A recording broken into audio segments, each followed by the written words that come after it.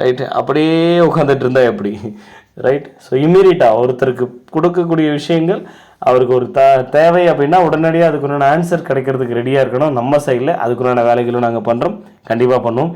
நீங்களும் இந்த நோட்டீஸ் போர்டை ஃபாலோ பண்ணுற பழக்கத்தை முதல்ல எல்லாருக்கும் கற்றுக் கொடுங்க. ஒரு இன்ஃபர்மேஷன் வந்திருக்குன்னா ஒரு போல் வைங்க, இல்லை எதனா அதுலேருந்து ஒரு கொஸ்டின் கேளுங்க, ஆன்சர்ஸ் கேளுங்க. ரைட்டு.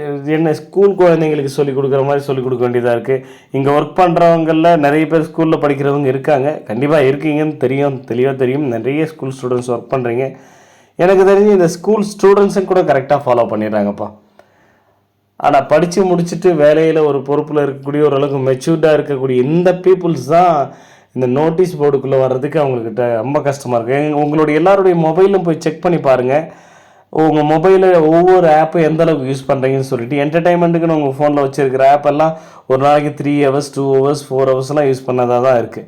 பட் எஸ்பிஓ நோட்டீஸ் போர்டுக்குள்ளே வந்து ஏதாவது ஒரு அனௌன்ஸ்மெண்ட்டை கேட்குறதுனா உங்களுக்கு அவ்வளோ கஷ்டமாக இருக்குது.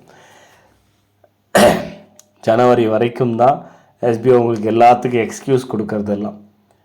அதுக்கப்புறம் மறுபடியும் ரிவிஷன் அப்படிங்கிற ஆப்ஷனே இல்லாமல் அடுத்தடுத்தது போயிட்டே இருந்துச்சுன்னா அந்த நஷ்டத்தை நீங்கள் அனுபவிக்கும் போது தான் அதோடய வேல்யூ என்னன்னு தெரியும். வேல்யூ தெரிய மாட்டேங்குது. ரைட்.